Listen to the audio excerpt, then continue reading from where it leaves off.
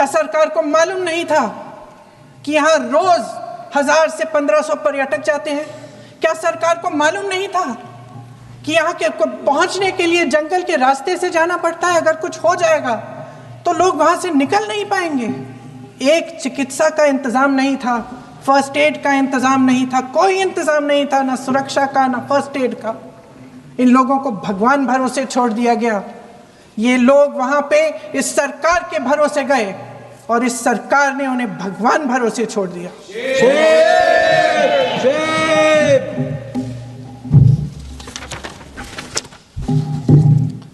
मैं पूछना चाहती हूँ, ये किसकी जिम्मेदारी थी?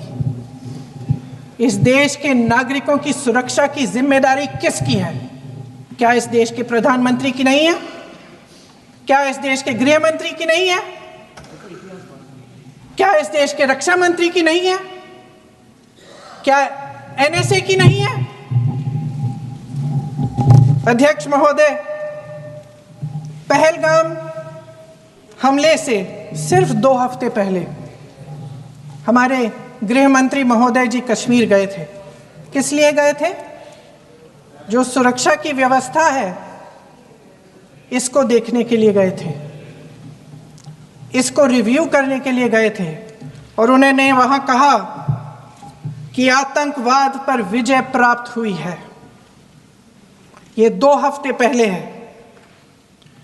3 महीने बाद जेएनके के गवर्नर साहब एक आम इंटरव्यू में ऐसे ही चलते चलते कह देते हैं कि हाँ, बैसारन वैली में बहुत लापरवाही हुई और इसके लिए मैं जिम्मेदारी लेता हूँ।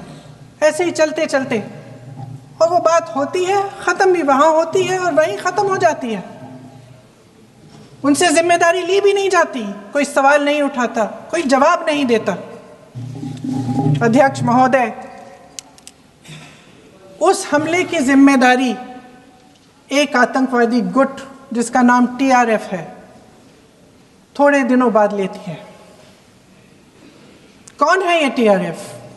2019 में ये गुट बना।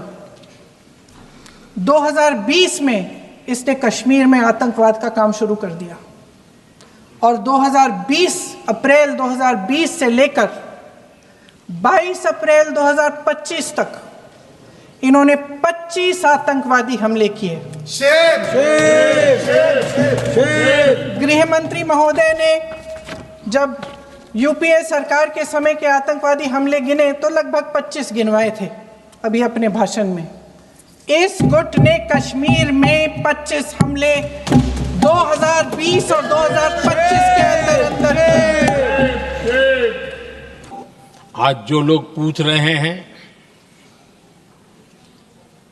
पीओके को वापस क्यों नहीं लिया,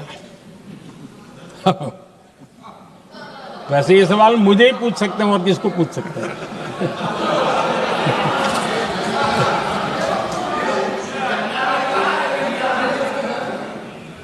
लेकिन इसके पहले जवाब देना होगा पूछने वालों को। किसकी सरकार ने पीओके पर पाकिस्तान को कब्जा करने का अवसर दिया? जवाब साफ है, जवाब साफ है। जब भी मैं नेहरू जी की चर्चा करता हूं तो कांग्रेस और उसका पूरा इकोसिस्टम बिलबिला जाता है, पता नहीं क्या है। आदरणीय अध्यक्ष जी, हम एक शेर सुना करते थे, मुझे ज्यादा इसका ज्ञान तो नहीं है लेकिन सुनते थे। लम्हों ने खता की और सदियों ने सजा पाई।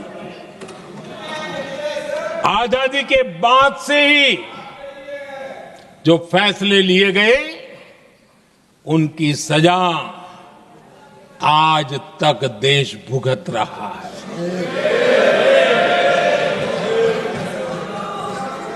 यहां बार बार एक बात का जिक्र हुआ और मैं फिर से करना चाहूंगा। अक्साई चीन की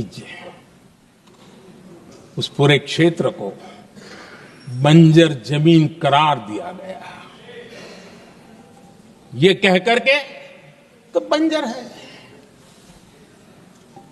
देश की 38,000 वर्ग किलोमीटर जमीन हमें खोनी पड़ी।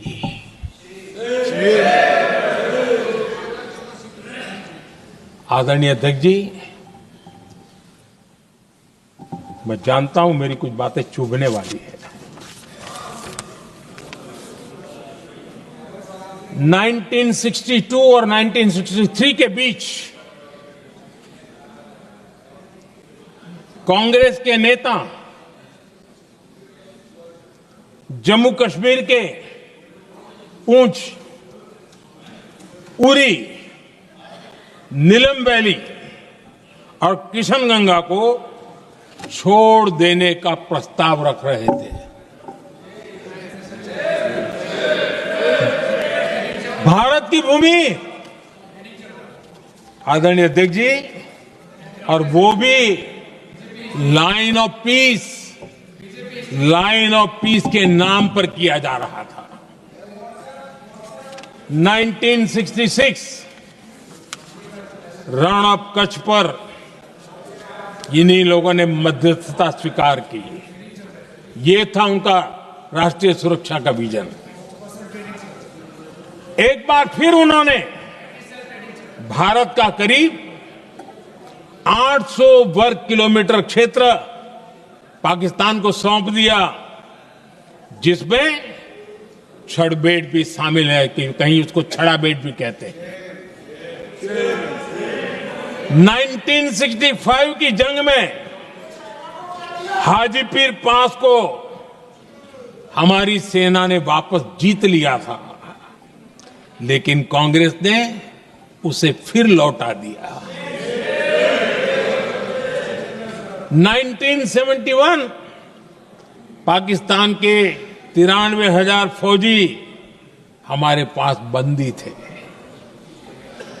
पाकिस्तान का हजारों वर्ग किलोमीटर एरिया हमारी सेना ने कब्जा किया था। हम बहुत कुछ कर सकते थे, विजय की स्थिति में थे। उस दौरान अगर थोड़ी सा विजन होता, थोड़ी सी समझ होती, तो पीओके वापस लेने का निर्णय हो सकता। वो मौका था, वो मौका भी छोड़ दिया गया। अरे इतना ही नहीं, इतना सारा जब सामने टेबल पर था, अरे कम से कम करतारपुर साहब को तो ले सकते थे, वो ही नहीं कर पाया।